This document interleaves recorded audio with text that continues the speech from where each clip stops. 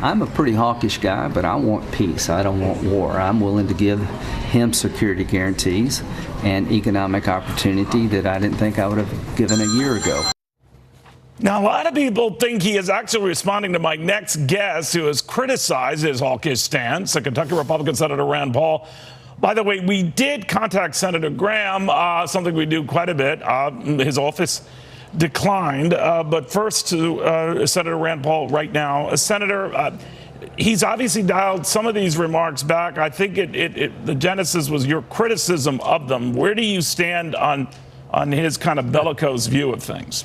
You know, I think in the midst of a historic opening, President Trump actually having face-to-face conversations with the leader of North Korea, Lindsey Graham trying to declare war in the middle of that is, I don't know, someone living in an alternative universe, but it's not real helpful in the middle of an opening to actually talk about, oh yeah, if we don't like this, we're going to, you know, bomb them or declare war on them. No, so I think we need to, you know, have a better understanding of the way the world works and see if we can actually achieve something here. But I think it's historic that President Trump has had this meeting. Nobody else would have done it. Obama didn't do it. Obama refused to meet with them. Bush wouldn't do it. They would have lawyered this thing to death and come up with a million reasons not to do the meeting. But in order to have a breakthrough, you have to have a meeting. So I think this is the very beginning, but I'm very hopeful. You know, I'd be remiss, Senator, even though he didn't provide this statement directly to us, Senator Lindsey Graham did provide it to CNN and referred it to us. So what he said, when it comes to fighting radical Islam and bad actors, Senator Paul is constantly AWOL. There is no threat to America that Senator Paul will not retreat from.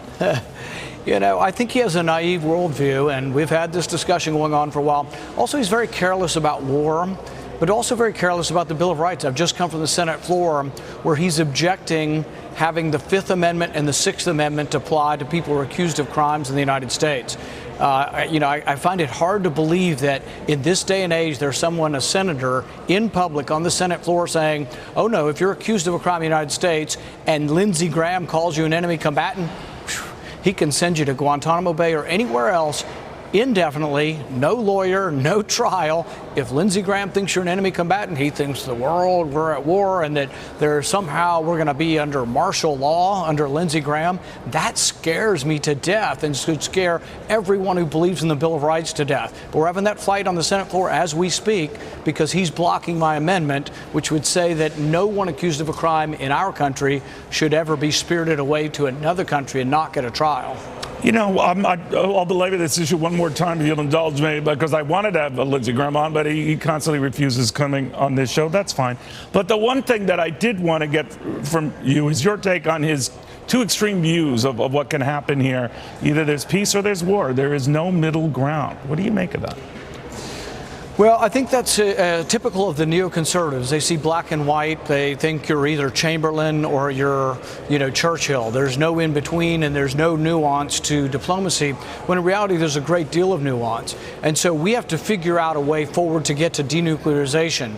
But, for example, John Bolton, another Lindsey Graham neocon, for him to say, oh, we're going to show them the Libyan solution, which was, I guess, you give up your nuclear weapons, then we kill you, is probably not good for diplomacy either. So we have to, diplomats should think about what they say before they say them, and we need to be talking about how we can denuclearize North Korea and the whole entire Korean peninsula, and that involves give and take. And this is what the neocons will never understand. They think it's either going to be Hiroshima and unconditional surrender, or that's what it is. It's either the all or nothing. And really, most of diplomacy is not about unconditional surrender. It's really about trying to figure out what can we give the North Koreans. So I think giving up the war games, which happens twice a year, is a perfectly appropriate thing to do.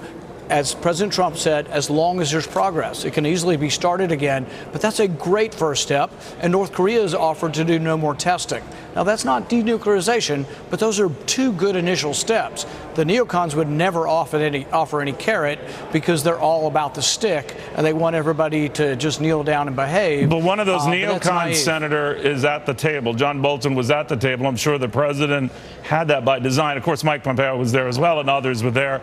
But why do you think he did that? Because, of course, the North Koreans were apoplectic over his Libya comments, as you alluded to, and yet there he was. What did you make of it? My hope is that he was at the children's table and that he wasn't influencing the discussion among adults. I think he was at the main table. But let's step back from this. And you talked about what the North Koreans might offer down the road as far as more tests and all the rest, and what we are offering to do to stop the joint exercises for the time being.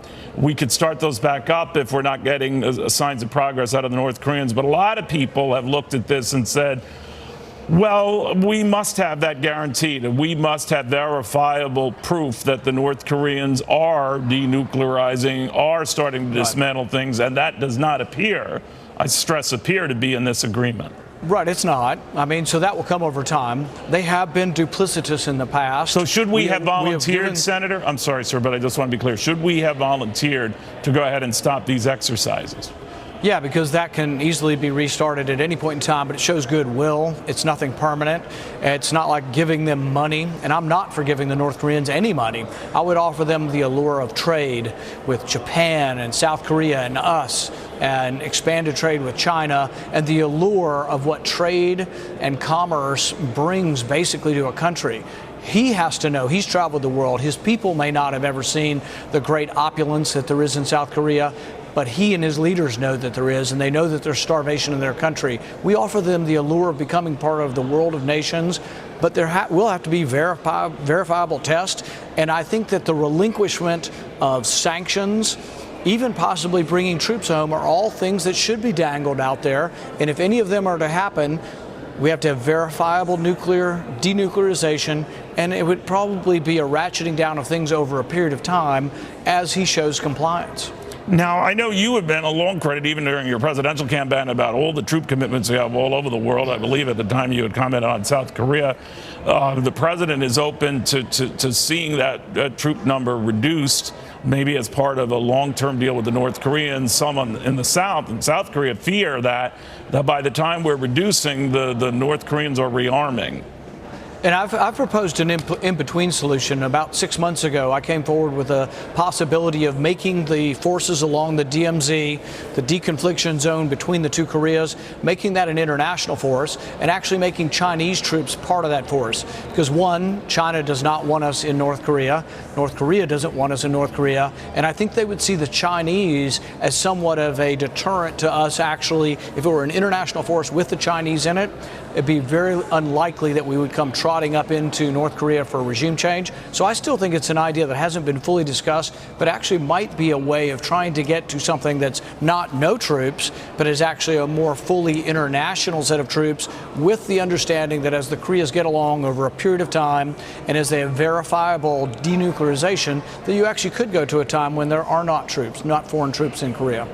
Are you feeling better today than you were yesterday? There are a lot of people who criticize the president for meeting with this rogue dictator, as if we could pick and choose the leaders of countries, Right. And you've gotten into that with me before. But how do you feel today versus yesterday?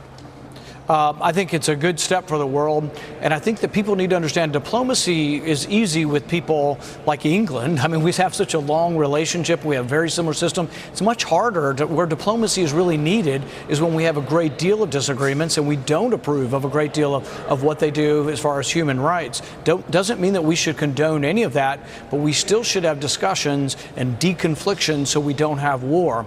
And I think over time, freedom is just and capitalism are such an amazing thing that without forces, without anything, if you allow the North Koreans to see trade, if you allow their consumers to have the stuff that is made all around the world, stuff and economic prosperity makes people hunger for freedom more, and you won't need an army if they're able to see that.